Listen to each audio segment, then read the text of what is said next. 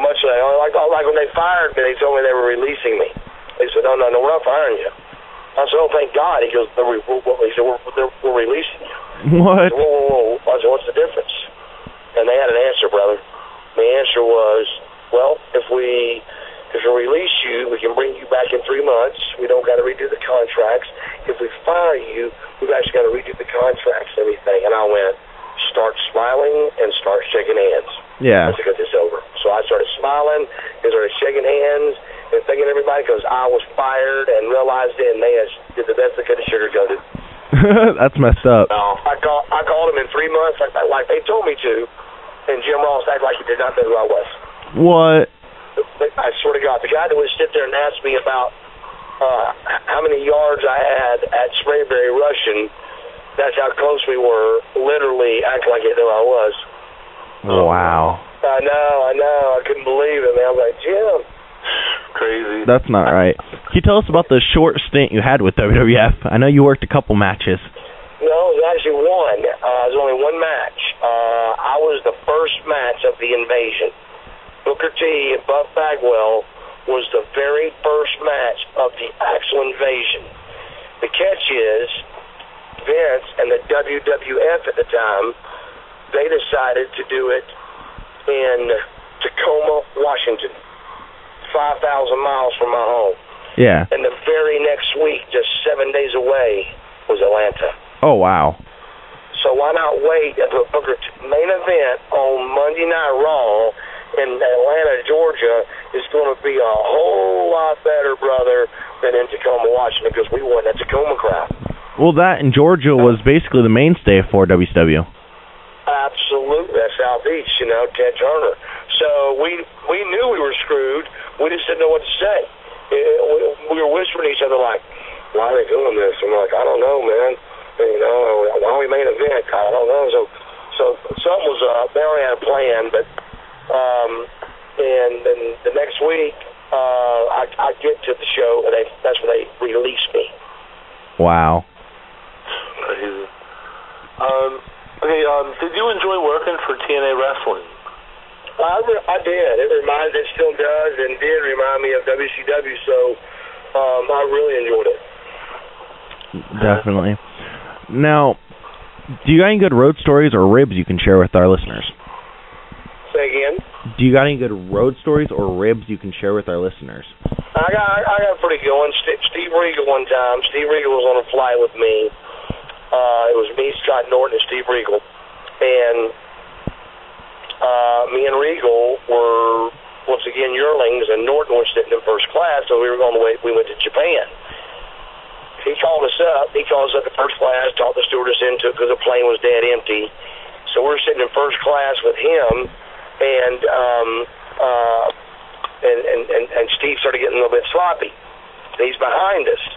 So we finally doze off, and the stewardess wakes me up, and there's a little food on him, and she's like, can you help me, buddy? And I clean him up, put a seatbelt on him.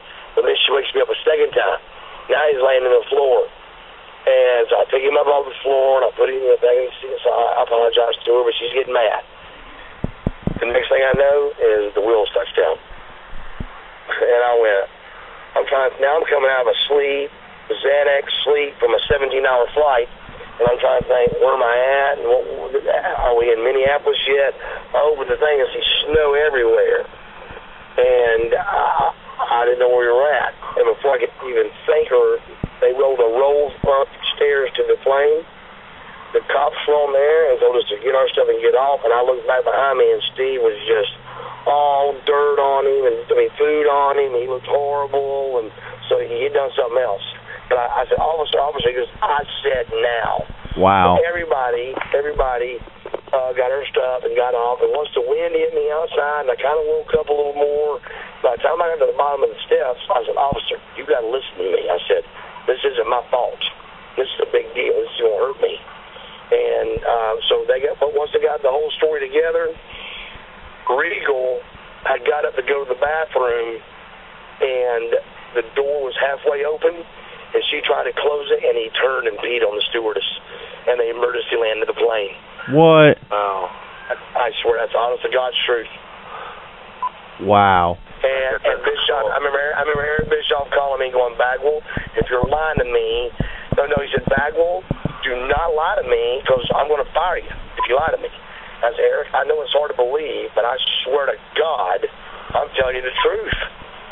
You know, and it cost me about an 8-hour layover in Anchorage, Alaska, and then I landed into a 700-mile Harley ride to Road Wild and did it all.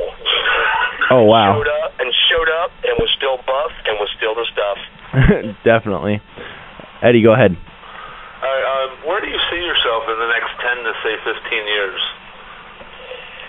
Man, that's a question. I can make it more like where do I see myself the next 1 to 3. But that's how I look at it. You know, this business is so crazy, I can't do 10 to 15. I would like, at my age, to remain in this business right now and get hired again by Vince. I'm in shape enough to work for Vince. I look good enough I think I'm over enough to work for Vince. Yeah. And it goes the same thing for TNA. I really believe that I would help. I have got my act together much better, and I'm much better. With the marketing team that I got with, I just was time to put Buff to the side a little bit, Buff in the box, and I did so, and humbled myself more than I ever have. And I just know at the stage of my life, I got another 3 to 5 year run in me if somebody will give me a chance. But that's just the deal. It's kind of like sitting at the gym working out waiting. I don't wait on their call, but it's like I wish they would. If it comes, it comes, right? If it comes, it comes, right. Well, I actually have another question to go with that. If you were to step up to WWE or TNA, who would you want to work with? Who would you want to have a program with? Well, the TNA is easy. They got an old versus young thing going on. I'd love to be with that, and be the old guys, be a part of the old team. And we try to do that at WCW, but the old guys didn't want to be called old and stuff. I gotcha. Yeah, so we had to, that was the New Blood thing. Remember all that? Yeah. The New Blood thing was basically just going to be us calling them old, and us, and they're them saying they wrestled at Madison Square Garden. You know? And it was a great angle and it was going to work, but they didn't like it. Well, they're doing the same thing at TNA now, I heard, and I'd like to fit in that angle, but up there, really, it don't matter, dude. I really belong, brother. I belong on television. It's all I know. It's all I ever done, and I'm good at it. And it ain't like I'm cocky enough to say, put me anywhere, I'll make it work. I may blow it, but I really feel like you could put me anywhere, and I'd give you a heck of a job. Definitely. And so, really, I don't put my options. I don't even talk about at indie shows when they ask me, who do you want to work? And I say, I don't care.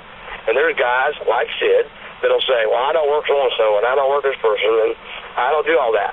I don't care. And I prefer a tag team. And so that's one reason why I am one of the most, if not the most used independent worker, is because I care about these promoters, and we're all in this thing together out here, Definitely. The last thing we're going to do before we wrap this interview up is word association, if that's okay with you. Okay. So basically, I'll name a name, and you just say the first thing that comes to mind. Okay.